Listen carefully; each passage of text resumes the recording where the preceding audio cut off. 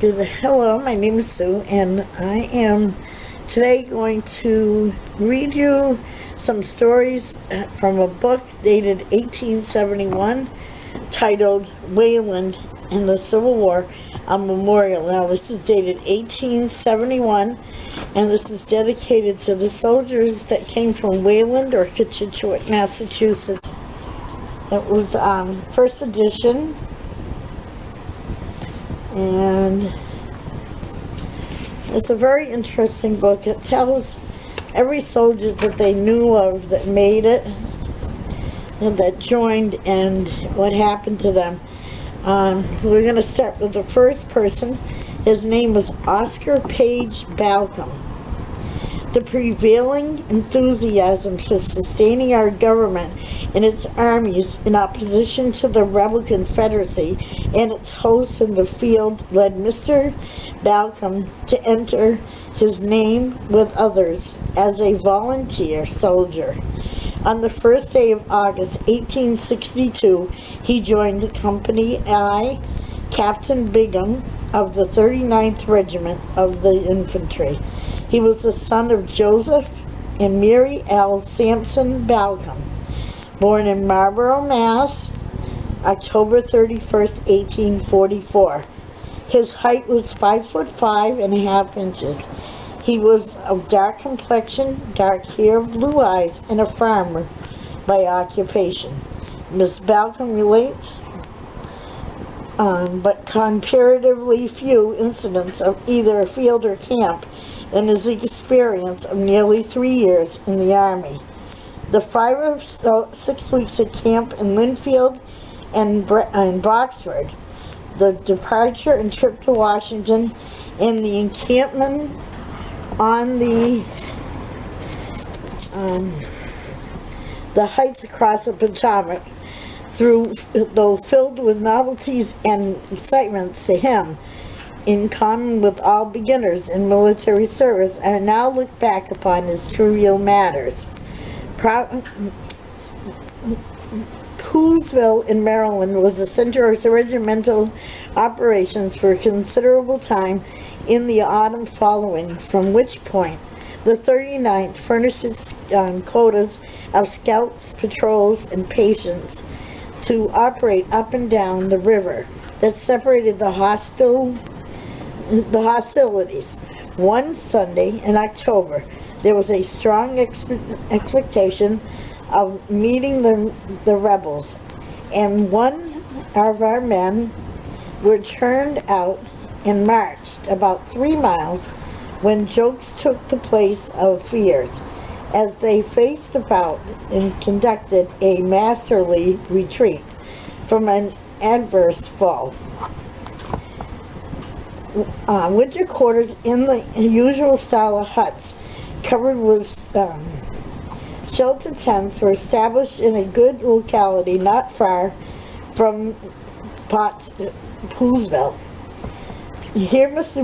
Balcom, while lifting a heavy timber, received a severe injury that nearly unfitted him for further service, and which made the remainder of that service at times very trying and always more or less uncomfortable. It was a case of hernia, for which, after several weeks of surgical care, he was deemed a proper subject for discharge, and his papers at that time were duly prepared and signed. Against this movement, his patriotic feelings protested, and he was allowed to remain for a while longer on trial. The regiment remained in winter quarters until near the middle of April, when it was in order to break camp and proceed to the trip to Washington. When it arrived about noon on the 17th, the following, Mr. Balcom, as well as his comrades, found a 3 months residence here, doing patrol duly chiefly to attend to the convenient opportunities of becoming acquainted with the capital of these country and its various attractions. This is Old English, so sometimes it's hard to read. As the news of the Battle of Gettysburg, the 39th received marching orders and proceeded by railroad to Harper's Ferry. In a few days, it joined the Army of the Potomac at Funkstown. Lee's army began now on retreat, and ours moving to pursuit. Very soon, all the troops in the vicinity crossed the Potomac and occupied hostile territory. The Gettysburg Fight was a serious test of the strength and skill of both armies. The superior position of the Union troops had enabled them to successfully resist the terrific charges of the rebels. But the strength and process of this, the latter was a caution to our commanders not to risk another trial without pretty sure footing. So with the careful trumps, our forces moved down to Virginia soil. From the 18th of June to the rest of August, it reached the Rappahannock. The regiment had passed successfully through the Middlebury, Warrentown, Mealtown Station, and many other places, occasionally hearing firing, but encountering none of the enemy. A battle was expected near Culpeper, and the men laid on their arms all one night in hourly anticipation of an important development. Cannonading was constantly heard, yet actual combat seemed to be avoided by both parties. At Haymarket, the 39th was again kept under arms all night with no campfires, under orders to protect freedom from noise that might betray their position to the enemy. November 4th, while at Kettle Run, 8 days rations were given and rapid marching was kept up from day to day until they were all gathered around a spot near Mine Run, a small tributary stream on the southerly side of the Rapidan. During the march, the men had several days without rations and in a barren territory where foraging was useless. It was the servant trial yet encountered. The two great armies were now confronting each other. The 39th was just put on to the skirmish and had its first experience in exchanging shots with the enemy. Every preparation was in readiness, but Brigadier Meade took the side of prudent value and quietly withdrew his army to various points for winter quarters. One regiment was marched on to Michael's Station on the Orange and Alexandria Railroad, here with abundant rations, though with some hardship on the pickets. The men passed a comfortable time, as usually follows the soldiers during a long, dreary winter. The spring opened with the prospect of brisk business. Mr.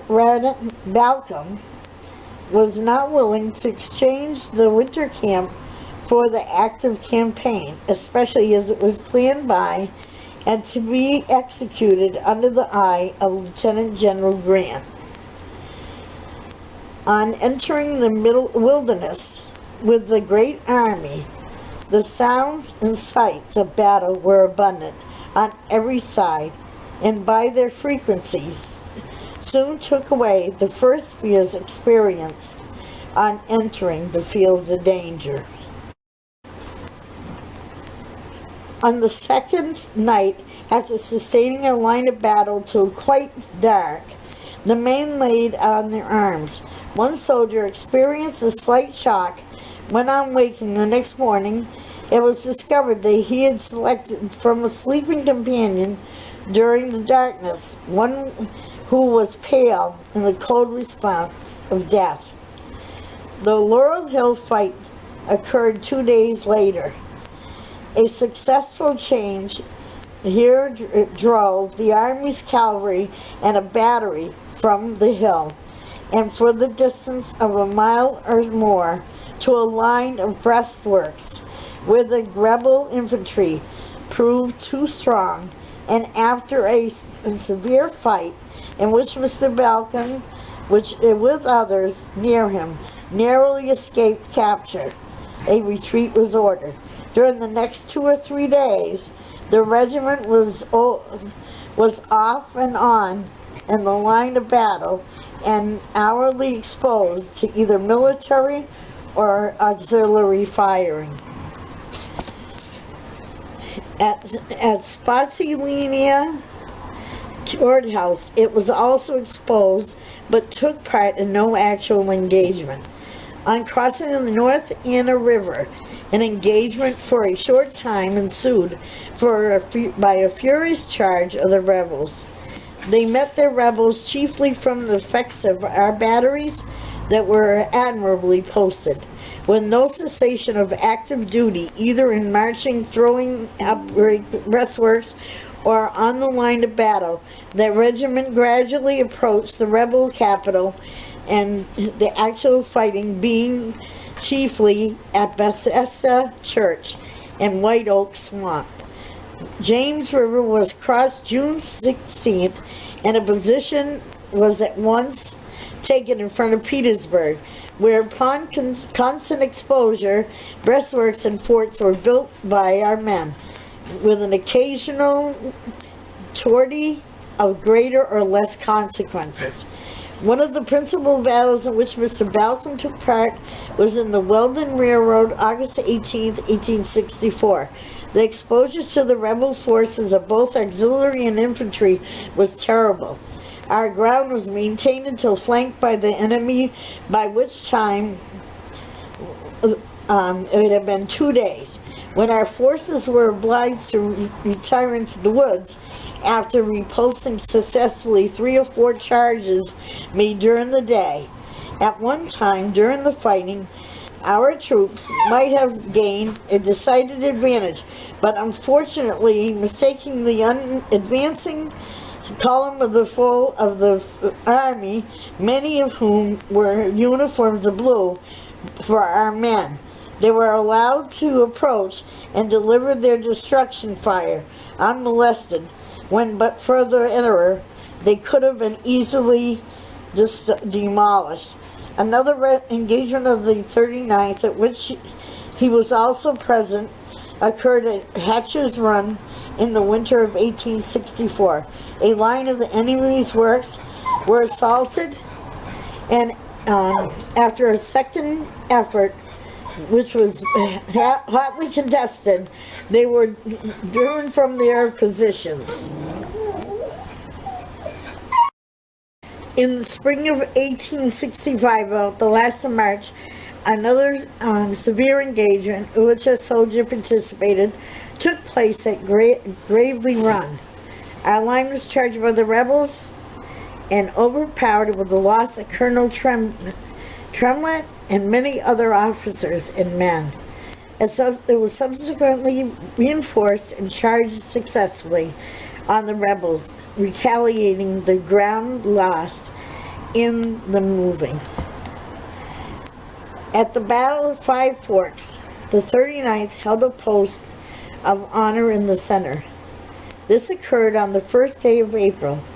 It was the most complete success and accomplished with but little loss of life. The breaking and capturing of this line of the rebel defense was the closing fight of the war, and no time was lost in pushing our men on to cut off the only way off of retreat for the rebel capital. Although greatly exhausted, they eagerly proceeded forward, and on the 9th of August had fairly arrested the retreating rebels at Appomattox Court. courthouse, whose surrender was involved in a most welcome event to the boys in blue. The return march from Washington is regarded as one of the hardest of the war, under the spur of competition among the different camps to see who would soonest reach their city. Mr. Bascom was discharged with his comrades June 2nd, 1865. It was with the good fortune to escape in the mists of war entirely during the imminent exposure. He declares himself fully satisfied with having sustained the duty of a soldier and would not hesitate for a moment again to discharge similar duties should his country demand it. He saw during the progress of the war the one great cause of the inception and circumstances to be the institution of slavery in the rebel states and the President's Emancipation Proclamation that he regarded as an important step in quelling the Great Rebellion. Mr. Balcom served as a private until near the close of the war, when he was promoted to the point of a corporal. He was married May 20, 1866 to Hattie Garfield of Wayland, and resides at present in Natick, Mass. So, unfortunately, I thought they were all people that did not make it. This man was alive in 1871 when this was done. A very interesting story.